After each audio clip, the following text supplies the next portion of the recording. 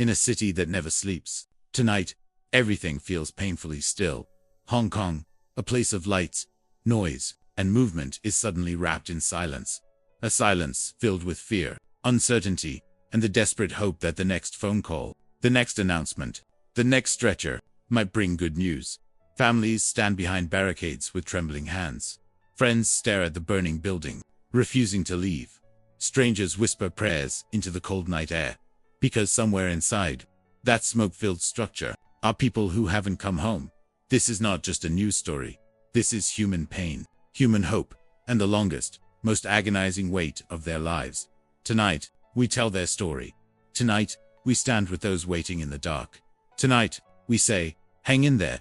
It began as an ordinary evening, nothing remarkable, nothing unusual.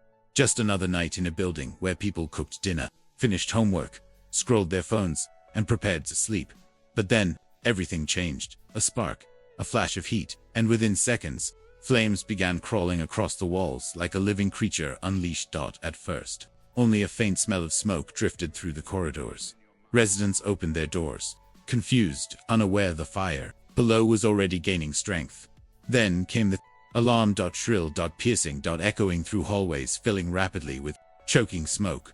Panic erupted. Doors slammed. Open footsteps thundered down staircases. People called out names as visibility vanished. Parents held their children tight. Elderly residents struggled against the rising heat. Some escaped with phones in hand, others with nothing at all. Outside, windows glowed orange. Flames climbed floor after floor with terrifying speed. Firefighters raced to the scene, but by then, the building had become a battlefield of fire, smoke, and desperate attempts to survive. And somewhere inside, people disappeared. People who couldn't get out. People whose families were about to begin the most painful weight of their lives. Outside the building, chaos slowly transformed into something even heavier. Silence. A suffocating silence. Even as sirens wailed and firefighters shouted orders because the people waiting at the barricades were too overwhelmed to speak. Mothers trembled beneath emergency blankets. Fathers paced with shaking hands, calling numbers that never answered. Friends stared at the windows above, as if searching for someone they could no longer see. Whispers filled the air, prayers quiet. Sobs. People replayed ordinary voice notes that now felt haunting. I'm almost home. I'll talk to you in a bit. Don't worry. I'm okay. Those everyday words suddenly felt like echoes from a different world. Police pushed the crowd back for safety, but no one wanted to leave. Not when the people they loved were still inside. Every time firefighters came out, the entire crowd held its breath.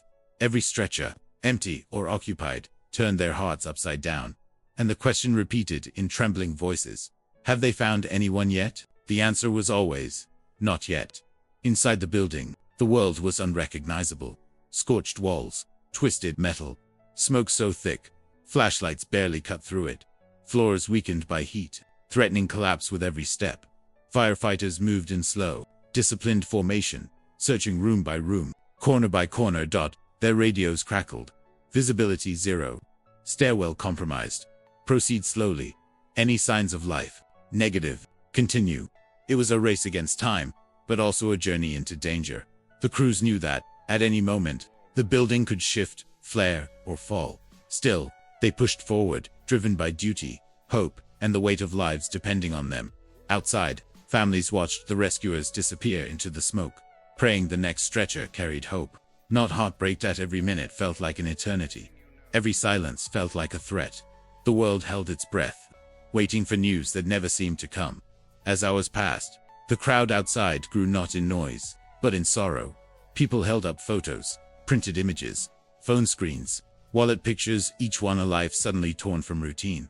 A student studying for exams, texting his mother before the fire broke out. An office worker, staying late for a project she hoped would earn a promotion. A delivery driver caught in the wrong place at the wrong time.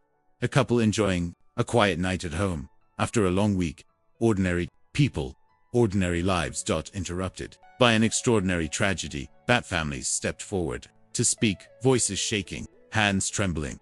A young woman held a picture of her brother, whispering, "He always calls. He would never ignore me."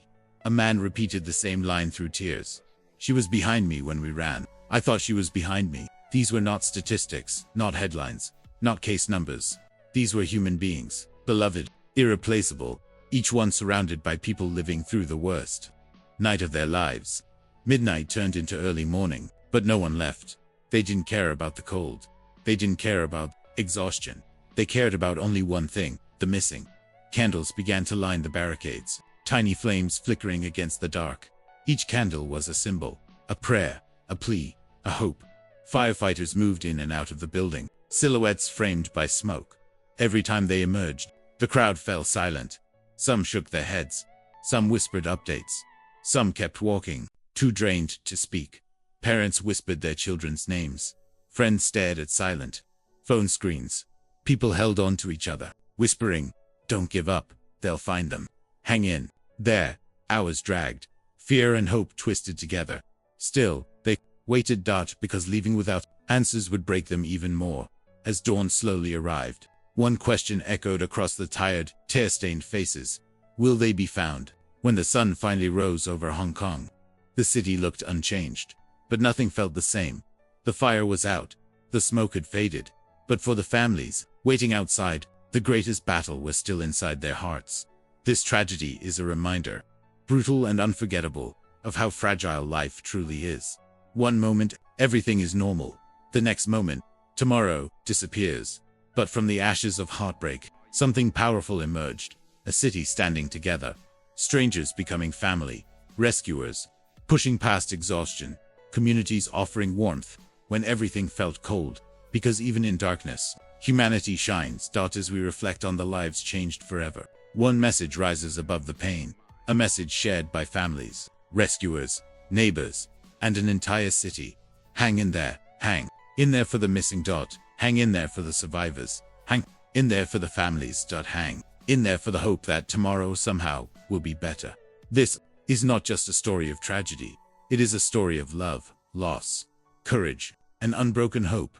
Even when everything feels like it's falling apart, we hold on. We stay strong. We hang in there together.